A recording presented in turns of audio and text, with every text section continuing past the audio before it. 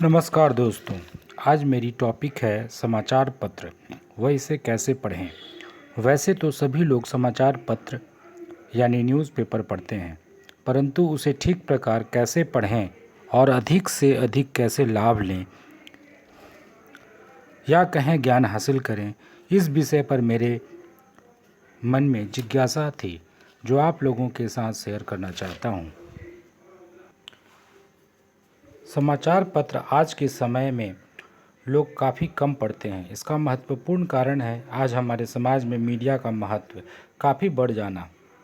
लोग जनसाधारण वर्ग अपने घर में स्थित टीवी, रेडियो और अब अपने स्मार्टफोन पर ही महत्वपूर्ण समाचार प्राप्त कर लेते हैं।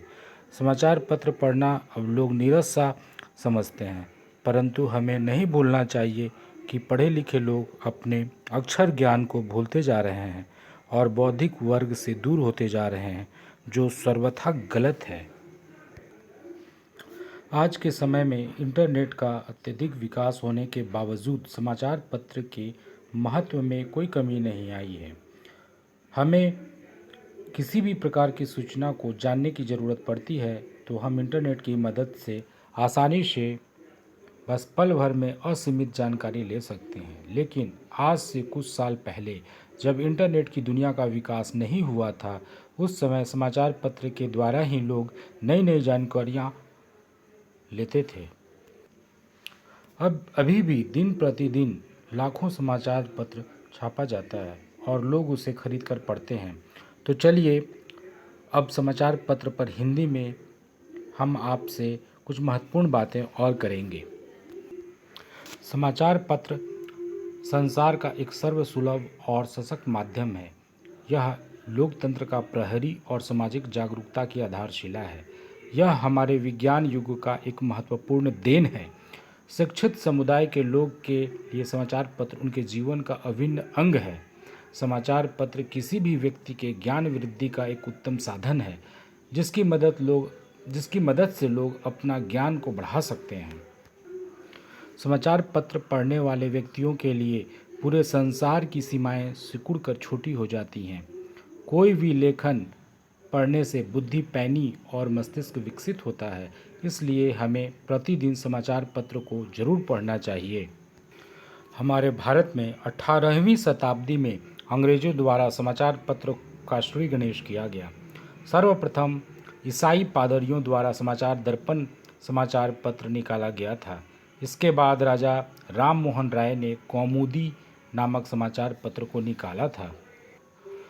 उसके बाद 19वीं शताब्दी में तो चारों तरफ समाचार पत्र का ही बोलबाला था। क्या राजनीति, क्या सामाजिक, क्या धार्मिक, क्या साहित्यिक, सभी प्रकार के समाचार पत्रों का संपादन किया जाने लगा। आज तो इस व्यवस्था ने तो संपूर्ण विश्व के हर एक घर में अपना घर बना लिया है। समाचार पत्र में एक पृष्ठ संपादकीय एडिटोरियल का होता है, जिससे हमें समय के महत्वपूर्ण घटना चक्र की विशेष जानकारी प्राप्त होती है, जिसे मैंने वीडियो में दिखाया भी है। आज किसी भी व्यक्ति को इस बात पर संदेह नहीं करना चाहिए कि समाचार पत्र की उपयोगिता हमारे जीवन के हर एक क्षेत्र में स्थापित हो चुकी है। दैनिक समाचार पत्रों में हम देश विदेश में घटित होने वाली घटनाओं के बारे में पढ़ते हैं। बीमारियों और औषधियों का प्रचार प्रसार हम समाचार पत्रों के द्वारा करते हैं। वैज्ञानिक अपने खोजों का प्रचार करते हैं। सरकारी नौकरियों के विज्ञापन भी इसी में निकला करते हैं। राजनीतिक लेखन, व्यापारिक सूचनाएं, साहित्यिक चर्चाएं, खेलकूद संबंधित खबरें, जलवायु संबंधी महत्वपूर्ण सूचनाएं आदि सभी इस प्रकार हमें समाचार पत्रों के माध्यम से प्राप्त होती है।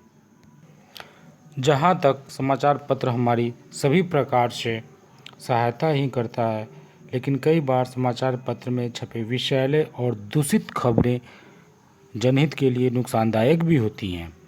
दूषित खबरों के कारण समाज में घृणा की भावना उत्पन्न होती है, जिससे राष्ट्र में अराजकता फैलती है, जो किसी भी राष्ट्र के लिए नुकसानदेह साबित हो सकता है। सभी समाचार पत्रों को दलवाद और निजी स्वार्थ से अलग रहकर राष्ट्रहित में योगदान देना चाहिए, तभी किसी भी देश का संपूर्ण विकास संभव होगा। अंततः भारत के मैं कुछ प्रमुख समाचार पत्रों के नाम आपके सामने साझा कर रहा हूँ। The times of India, Hindustan times, Hindustan, Dainik Bhaskar, Prabhat Khabar, Dainik Jagran, Rajasthan Patrika, Punjab Kesari, Indian express. अतएव हम सबों को अपने समय में से थोड़ा सा समय निकालकर समाचार पत्रों को अवश्य देना चाहिए और अपनी अक्षर ज्ञान को बढ़ाना चाहिए।